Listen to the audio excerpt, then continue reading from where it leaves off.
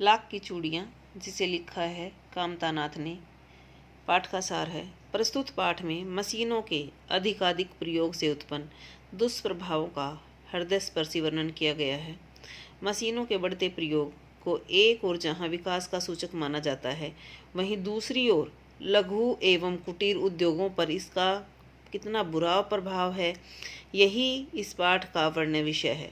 एक ओर जहाँ इस मशीनी युग ने कितने हाथों से काम छीन लिए हैं, वहीं दूसरी ओर इन उद्योगों में हानि होते देखकर लोग पैतृक उद्यम छोड़कर नया उद्यम अपनाने को विवश हो रहे हैं या रोजगारहीन हो रहे हैं। इस पाठ में मशीनी युग का शिकार हुए व्यक्ति बदलू की पीड़ा का मार्मिक वर्णन है। लेखक और बदलू काका। लेखक को उसके मामा के गांव में सबसे अच्छा व्यक्ति बदलू लगता था। बचपन में वह जब कभी अपने मामा के गांव जाता तो बदलू उसे रंग बिरंगी गोलियां देता था। गांव के सभी बच्चे बदलू को बदलू काका कहते थे। यूं तो लेखक को उसे बदलू मामा कहना चाहिए था, पर अन्य बच्चों की तरह वह भी बदलू को बदलू काका ही कहता था।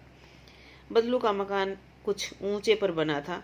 उसी मकान के सामने नीम के पेड़ के नीचे बदलू काम करता था। बगल में बनी भट्टी पर वह लाख पिघलाया करता। वह लाख को पतला करके चूड़ी का आकार देता था।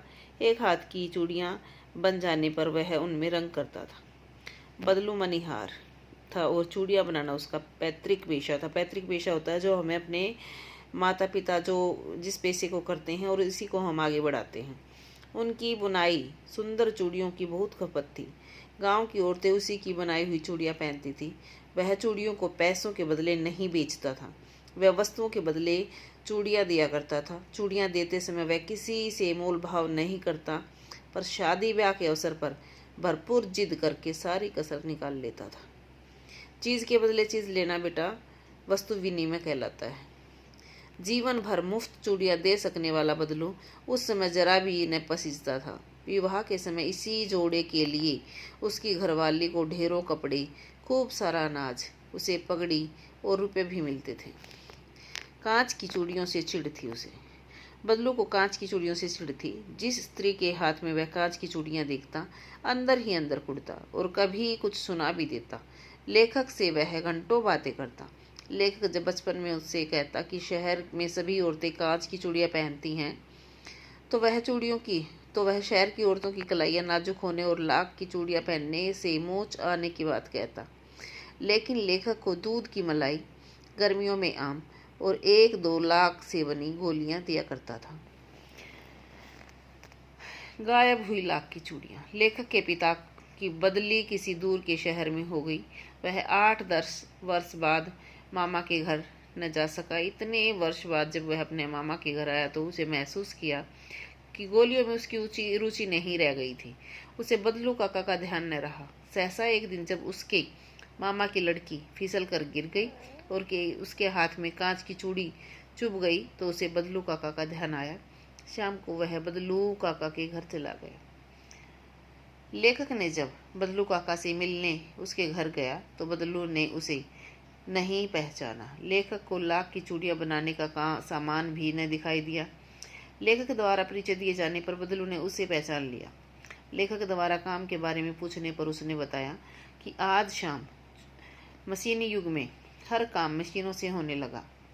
ऐसे में कांच की चूड़ियों के मुकाबले लाख की चूड़ियाँ कहीं नहीं टिक पाती। अचानक उससे खांसी उठाई।